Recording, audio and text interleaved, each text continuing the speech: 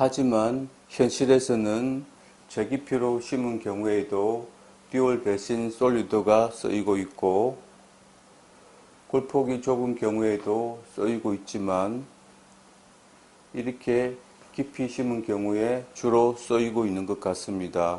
여기서 제가 틀렸다거나 해서는 안 된다고 하지 않고 나쁜 용도라고 하는 이유는 결과가 나쁜 것은 알지만 현실적으로는 필요해서 써야 할 경우도 분명히 있기 때문에 용도라고 한 것입니다. 이렇게 깊이 심은 경우에는 뼈에 걸리지 않으려면 커프의 경사가 작아지고 길이마저 길어집니다. 듀얼 어바트를 쓰기에는 지대지의 물성이 많이 약해지는 반면에 솔리드 어바트는 이에 비해서 물성 보강 효과가 크다는 장점이 있습니다. 하지만 그래도 나쁜 용도가 되는 이유는 단점이 여전히 더 크기 때문입니다. 솔리드 어바트에 대해서 한 번 더 리뷰를 하자면 나사가 일체로 붙어 있고 회전 방지 구조가 없으니 크라운에 작용한 회전력이 나사에 직접 전달됩니다. 그래서 지름이 큰 픽스처일지라도 나사가 풀리게 되고 지름이 작은 픽스처의 경우 얇은 여백이 밖으로 늘어날 수 있으므로 더 쉽게 풀립니다. 솔리드 어바트에서는 나사가 풀린다는 것은 지대주가 돈다는 뜻이고 따라서 크라운까지 같이 돌게 됩니다. 이러면 인접처와의 큰 턱이 열리게 되어 벌어진 틈으로 음식물이 끼어서 불편하고 다시 쪼아줘도 금방 잘 풀립니다. 그리고 물성은 좋지만 대신에 가장 약한 나사부에서만 응력이 집중되다 보니까 파절이 잘 되죠.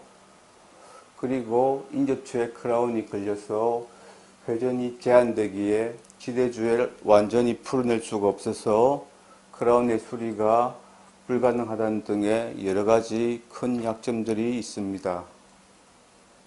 이러니 물성 보강에 효과가 있다는 장점만으로 함부로 쓰면 안 된다는 것은 다들 알고는 있을 겁니다.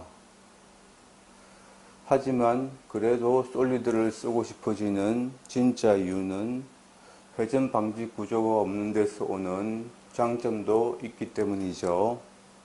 즉 핵사 구조가 없으니까 잇몸에 커프가 걸리더라도 돌리기만 하면 밀면서 쉽게 지대주 결합이 되고 깊이 심은 경우에 뼈에 좀 걸리더라도 밀고 들어갈 수가 있고 한편으로는 힐링 어바트의 역할도 가능해지기 때문이죠. 무슨 말인가 하면 이전 강의에서 임플란트의 수명이 오래 가려면 지대주가 잇몸을 압박해서 음식물이나 치태가 들키게 해야 한다고 말씀드렸습니다.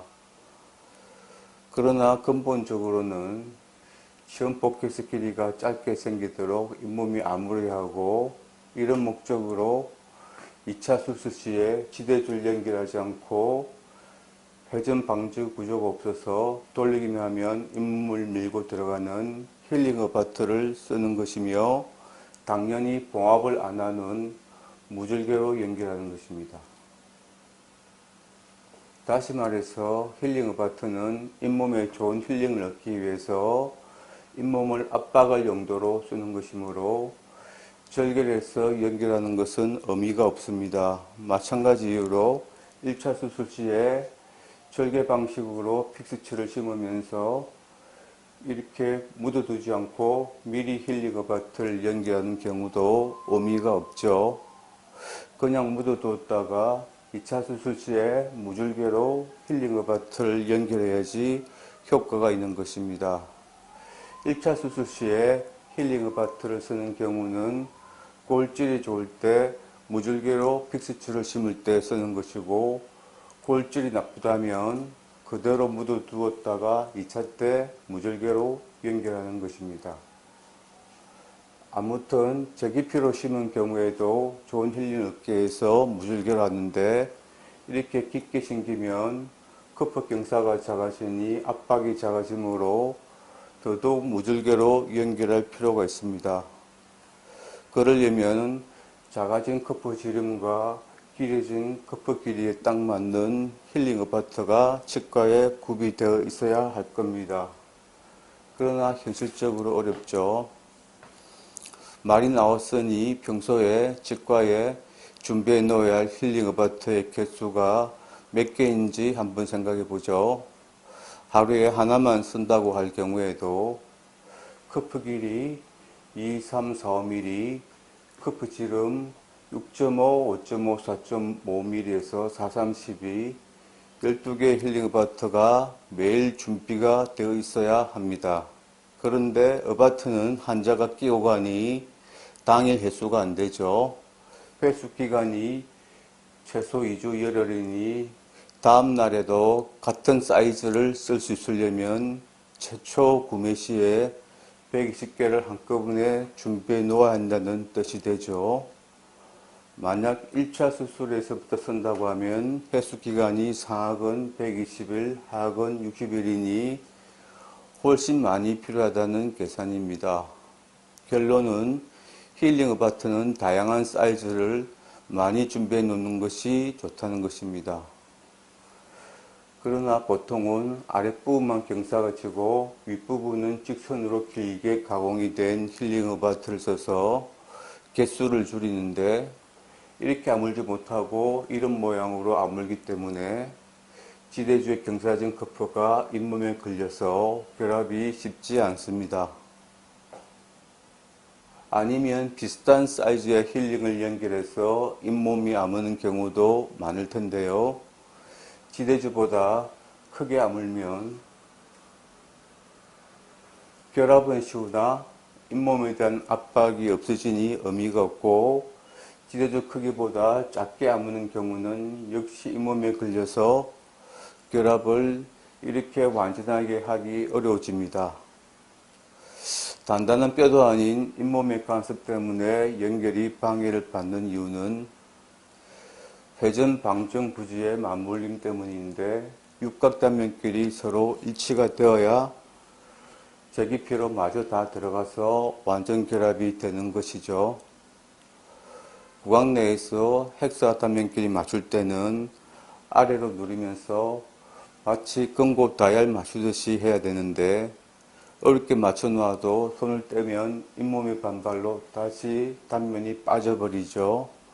그래서 한 손으로 지대줄을 누른 상태에서 다른 손으로 나사를 돌려 합니다만 좁은 구강 내에서 그것도 후방 어금니에서 두 손을 원하는 각도로 편하게 쓰기가 어렵습니다.